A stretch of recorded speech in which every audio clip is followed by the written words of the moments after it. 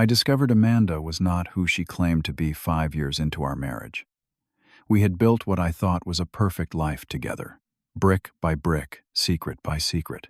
But my biggest secret was that beneath my everyday persona as a security consultant, I was actually a former Marine sniper with 3 tours in Afghanistan and a current CIA operative specializing in counterterrorism. I never told her about my real work, thinking it would protect her. Little did I know she had secrets that would destroy us both. I first suspected something when I noticed unusual calls late at night. Then came the moment that changed everything. Before I tell you how I discovered my wife was planning to have me killed, let me know where you are watching from. Hit that like button and subscribe to hear how I turned the tables on her assassination team. My journey to becoming the man I am began in the dusty mountains of Afghanistan. As a Marine sniper, I developed precision patience and the ability to make impossible decisions in split seconds. My superiors noticed these qualities, and after my 3rd tour, the CIA approached me with an offer. They needed someone with my unique skill set for counterterrorism operations that required absolute discretion and unfailing accuracy. For 7 years, I traveled to places that officially never saw American boots on the ground. I eliminated threats before they materialized, gathered intelligence in hostile territories, and occasionally rescued hostages when diplomatic channels failed. My record was exceptional, but the work took its toll. I lived in the shadows without connections, without a real home. That all changed at a veterans charity fundraiser in Washington, D.C. I was between assignments and attending as part of my cover. Amanda Walker entered the room in a blue dress that matched her eyes, and for the first time in years, I felt something stir within me that had nothing to do with duty or country. She was intelligent, compassionate, and worked as an international business consultant. Our conversation flowed effortlessly, and when she laughed, I found myself laughing too, truly laughing. After 3 months of dating, I made a critical decision. I would continue my work but keep it entirely separate from our relationship. As far as Amanda knew, I worked for a private security firm that occasionally required international travel. She accepted this explanation without question, perhaps too easily in retrospect. We married after a year, bought a beautiful colonial house in Virginia, and settled into what I believed was domestic bliss. The first 3 years were everything I had never allowed myself to dream of. We discussed having children, renovated our home, and created traditions and inside jokes that were just ours. When I returned from missions exhausted and sometimes haunted by the things I had done, Amanda was my anchor to normality, to humanity. The changes began gradually, almost imperceptibly at first. Amanda started taking more business trips. Our nightly phone calls during her absences grew shorter, sometimes not happening at all. She explained it away as client meetings running late, poor reception in foreign hotels, and the time difference making coordination difficult. Then came unexplained expenses on our joint account. Luxury hotel charges in cities she supposedly never visited. Restaurant bills for 2, when she was meant to be dining alone. I told myself there were reasonable explanations, that my professional paranoia was bleeding into my personal life, until the day I found the cologne. It was faint but distinctive on one of her scarves, a fragrance I had never worn. When confronted, Amanda laughed it off, explaining that she had borrowed the scarf to a male colleague during a cold evening business dinner. Her explanation made sense, and she kissed away my doubts with such genuine affection that I pushed aside my suspicions. But the training that had kept me alive in hostile territory for years would not be silenced. Without telling Amanda, I installed a sophisticated but discreet security system in our home. Cameras with motion detection, audio monitors in common areas, and tracking software on our home computers. I told myself it was for our protection, but in truth, I was investigating my own wife. The first footage that confirmed my fears showed Amanda meeting a man in a coffee shop 3 blocks from our house. They sat close, speaking intimately, his hand occasionally brushing hers. The betrayal stung deeper than any physical wound I had ever suffered in combat. But little did I know this was merely the beginning of a deception far more dangerous than simple infidelity. The next morning, I began methodically gathering intelligence on my wife, approaching the situation with the same cold precision I applied to my professional operations. I cloned her phone while she showered, giving me access to her contacts and messages. Under innocuous names like marketing team and client relations, I found conversations in code that raised immediate red flags to someone with my training. I tracked her car using a discreet GPS device, noting she regularly visited an industrial area across town where she had no known business contacts.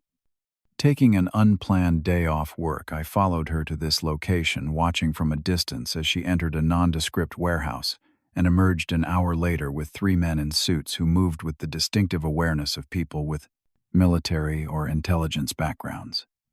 Photographing them discreetly, I ran their images through CIA databases I had access to. One match returned immediately Viktor Orlov, a known arms dealer with connections to several terrorist organizations. My blood ran cold as professional alarm overrode personal betrayal. This was not simply an affair. Amanda was involved with people who posed serious national security threats. While she slept that night, I carefully accessed her laptop. Her password was our anniversary, an irony that would have been painful if I had not already begun emotionally distancing myself. Behind layers of encryption that would have stopped most people, but not someone with my resources. I discovered communications referencing the removal of an asset and package delivery, scheduled for the following week. The tradecraft was unmistakable. These were not the emails of business consultants, but of operatives planning something dangerous. Most concerning was a document referring to Asset Echo, which contained fragments of information about operations I had been involved in. Information only someone close to me could have gathered. I installed additional audio surveillance throughout the house, focusing on her home office and our bedroom. Each new discovery was another knife in my heart. The woman I had built a life with, the person I had trusted with my vulnerabilities, if not my professional secrets, was a complete stranger. Worse, she appeared to be a foreign intelligence asset tasked with monitoring me. Using secure CIA channels, I researched her background more thoroughly. The Amanda Walker I knew had an impeccable history, prestigious university education, stellar career progression, normal family background. But digging deeper, I found discrepancies. Her undergraduate records had been created only 10 years ago. Her parents, supposedly living in Seattle, had death certificates issued 30 years earlier. Her entire identity was a careful construction. The realization that our entire marriage might have been a setup to monitor a valuable CIA operative devastated me. Every intimate moment, every shared dream, every vulnerability I had shown recontextualized as intelligence gathering rather than intimacy. The anger that rose in me was different from anything I had experienced even in combat. This was total, consuming, and personal. I considered confronting her immediately using the interrogation techniques I had mastered over years of field work. I thought about simply eliminating the threat, as I had been trained to do. But professional discipline prevailed. If Amanda was part of a larger operation against American interests, acting prematurely would alert her network and potentially lose the opportunity to uncover the full extent of the compromise. So I made the most difficult decision of my career, to continue playing the role of ignorant, loving husband while gathering evidence and preparing countermeasures. Every smile I offered her was calculated, every kiss, a tactical deception. I watched her watching me, both of us, lying with every breath, a dangerous dance of espionage occurring beneath the veneer of marital normalcy. In those weeks, I set up contingency plans, secured safe houses, and prepared for all possible scenarios. I documented everything, creating an intelligence package for my handler that would ensure Amanda and her network would be neutralized, even if I did not survive whatever they were planning. The man who had fallen in love with Amanda was dying day by day, being replaced by the cold, calculating operative I had been before I met her. Then came the night that confirmed my worst suspicions and set everything in motion. I pretended to fall asleep early that night, complaining of a migraine, a condition Amanda knew I occasionally suffered from after stressful periods at work. In reality, I was fully alert, monitoring the audio feeds throughout the house as Amanda moved around downstairs. At exactly 12:17 a.m., she made a call from our kitchen, speaking in hushed tones. "Baby, this idiot does not suspect a thing. she whispered, her voice carrying clearly through my surveillance equipment. The term of endearment struck me harder than the insult that followed. Send your high team in tomorrow night. Make it look like a robbery gone wrong. My pulse remained steady as years of operating under extreme pressure kept my emotions in check. I listened as she continued detailing how she would ensure I was home, how she had already disabled what she thought was our only security system, and how she would be safely away with an ironclad alibi. We will split the life insurance 3 ways as agreed, she said. $5 million each. Not bad for removing one obsolete operative. The casual way she discussed my death, the same way she might discuss a business transaction, confirmed that whatever feelings I thought we shared had been entirely one-sided. When she finished the call, I heard her pour a glass of wine, humming contentedly to herself. The woman I had held in my arms for 5 years was calmly celebrating my imminent murder. In that moment, the last shred of the husband died, and the operative took complete control. I began immediate preparations, mentally cataloging the weapons and supplies I had hidden throughout our home. In the crawl space above our garage, I had a cache of equipment for emergencies, firearms with suppressors, tactical gear, communications equipment, untraceable to any agency, medical supplies, and enough cash and false identification to disappear anywhere in the world. The next morning, I maintained perfect normalcy, kissing Amanda goodbye as she left for what she claimed was a client meeting. I called in sick to my cover job, then contacted my CIA handler through secure channels, briefly explaining the situation and requesting assistance with surveillance and potential cleanup. Within an hour, a team was monitoring the area around our home from a distance, ready to provide backup, but staying far enough away to avoid alerting Amanda or her team. I transformed our home into a carefully orchestrated kill zone, setting up defensive positions and traps that would give me every advantage against multiple assailants. I mapped out firing lanes, prepared escape routes, and established a safe room with redundant communications. Every inch of our 5,000-square-foot colonial was now weaponized to my advantage. That evening, Amanda returned home with groceries for a special dinner. I thought we could use a nice evening together, she said, smiling warmly as she prepared my favorite meal. You have seemed so stressed lately. I played my part, perfectly expressing gratitude, drinking the wine she poured while actually emptying it into a plant when she turned away, and responding to her unusual physical affection with convincing enthusiasm. Inside, I was documenting her every action as evidence while maintaining absolute operational focus. I have to leave early for Chicago tomorrow, she told me as we cleaned up after dinner. Last-minute client emergency. I should be back late tomorrow night. The lie rolled off her tongue effortlessly, as I imagined it had hundreds of times before.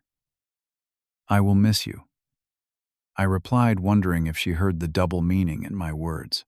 For I would indeed miss the Amanda I thought I had married, the woman who had never actually existed. After she went to bed, I finalized my preparations, checking each weapon and trap. By morning, when she kissed me goodbye with a lingering embrace that felt almost regretful, I was fully prepared for what would come. 10 highly trained operatives against 1 former Marine sniper on home territory. They never stood a chance. Twilight settled over our neighborhood as I activated thermal imaging sensors around the property. At 9:42 p.m., they detected the first movement, 3 figures approaching from the wooded area behind our house. 7 more signatures appeared at various points around the perimeter, shortly after confirming Amanda had indeed arranged for a 10-person hit team. I silently moved to my first defensive position in the attic space, overlooking both the back entrance and side windows. Through my night vision scope, I watched their coordinated approach. Their movements were disciplined and professional, but they were expecting an unsuspecting civilian, not a prepared operative with intimate knowledge of the terrain. The first 2 entered through the kitchen door, using the security code Amanda had provided them. I allowed them to advance into the house, waiting until 4 team members were inside before initiating my response. When they reached the predetermined point in our living room, I remotely triggered the first countermeasure, a series of flashbang grenades that temporarily disoriented them without causing structural damage to the house. Moving swiftly through hidden passages I had created in the walls during our renovations. 3 years earlier, I neutralized the first two assailants with tranquilizer darts, my preferred option to avoid unnecessary casualties and keep noise to a minimum. The third reacted quickly, firing blindly in my direction, but I had already changed positions, approaching from behind to render him unconscious with a precise strike. The fourth attempted to communicate a warning to the outside team, but found his radio jammed by equipment I had installed hours earlier. Before he could switch to alternative communications, I disabled him with a shot from my suppressed handgun, striking non-lethally but definitively in his shoulder. Outside teams responded to the silence from their entry team, adjusting their approach to a more aggressive stance. 2 attempted to breach through upstairs windows simultaneously, while 3 moved toward the front entrance. The final operative maintained distance as tactical command. I had anticipated this standard response protocol. Remote-triggered smoke charges filled the upper floor, and pressure-sensitive tranquilizer mines I had placed on the windowsills incapacitated both climbers as they breached. The front team encountered a more complex reception, as the reinforced door they attempted to ram triggered a targeted electrical discharge, temporarily incapacitating 2 of the 3. The remaining operative demonstrated exceptional training, immediately seeking cover and accurately firing toward my last known position. His situational awareness marked him as the most dangerous of the group, likely the team leader. I respected his skill enough to prioritize him using a remote-controlled drone I had modified to deploy a localized sedative gas in his vicinity. Within 11 minutes of initial contact, 9 of the 10 intruders had been neutralized. The tactical commander outside, recognizing the operation was compromised, attempted to retreat, but found his escape route blocked by the CIA backup team I had arranged. I secured the surviving attackers, ensuring none had suicide options or hidden communications devices. From the team leader, now conscious but restrained in my home office, I confirmed what I already suspected. Through careful interrogation, Amanda had hired them through Victor Orloff to eliminate a CIA asset she had been monitoring for years. Her cover was so deep that even these operatives did not know she was actually foreign intelligence herself. My CIA handler arrived with a full tactical team to secure the captives and evidence. Within hours, analysts had identified the entire network connected to the operation, including safe houses and communication protocols. Most crucially, they located the remote facility where Amanda was waiting for confirmation of my death. I insisted on being part of the team sent to apprehend her. My handler argued against it, citing emotional involvement, but eventually conceded that my intimate knowledge of Amanda made me uniquely qualified to recognize any deception or hidden contingencies she might employ. We approached the isolated cabin at dawn using thermal imaging to confirm 2 heat signatures inside Amanda and a male figure I suspected was Victor Orloff. The CIA team established a perimeter while I positioned myself to lead the entry team at exactly 6:17 a.m. We breached the cabin from multiple entry points simultaneously. The shock on Amanda's face when she saw me alive was the only genuine emotion I had ever witnessed from her. For a brief moment, her careful facade cracked, revealing the cold, calculating operative beneath. How she whispered her composure, failing her for the first time in our 5-year relationship. "You were not the only one keeping secrets," I replied as the team secured both her and Orloff. "Though mine were to protect my country, not to betray it." During subsequent interrogations, the full extent of Amanda's operation was revealed. She was a deep cover agent for a hostile intelligence service, tasked with monitoring CIA operations through me. Our meeting at the charity event had been carefully orchestrated, our entire relationship a mission for her. The assassination order came when her handlers believed they had extracted all useful intelligence, and I was no longer valuable. I watched her confession through one-way glass, searching for any sign that some part of our relationship had been real. There was none. Amanda Walker had never existed. In her place was Anya Petrova, a highly trained intelligence operative who viewed our 5 years together as nothing more than an extended assignment. The months that followed tested me more severely than any combat situation. Psychological evaluations, debriefings, and the dismantling of the life I had built occupied my days. I sold our house unable to live, surrounded by memories of a relationship that had been entirely fabricated. The CIA relocated me, providing a new cover and identity after my previous one had been so thoroughly compromised.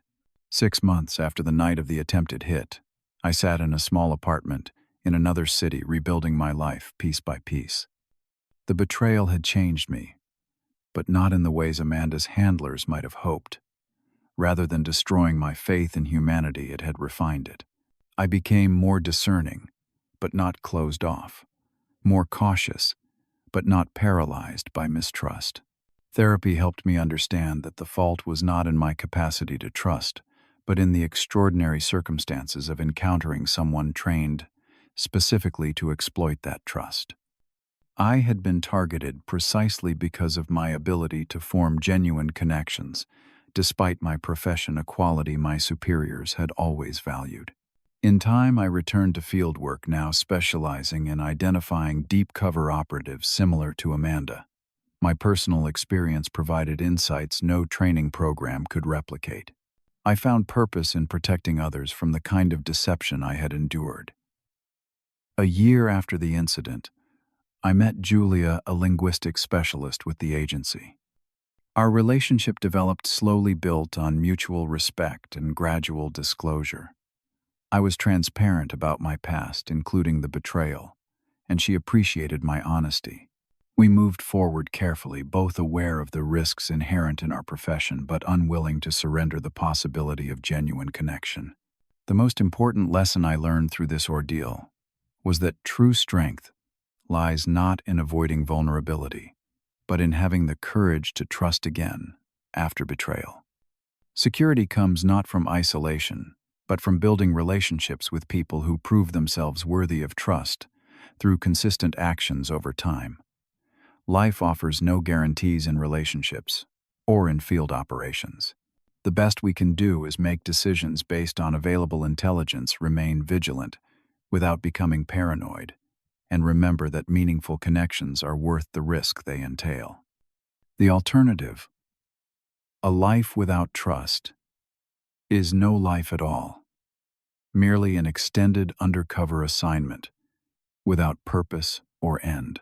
What was your most shocking betrayal? How did you rebuild trust afterward? Share your experiences in the comments below.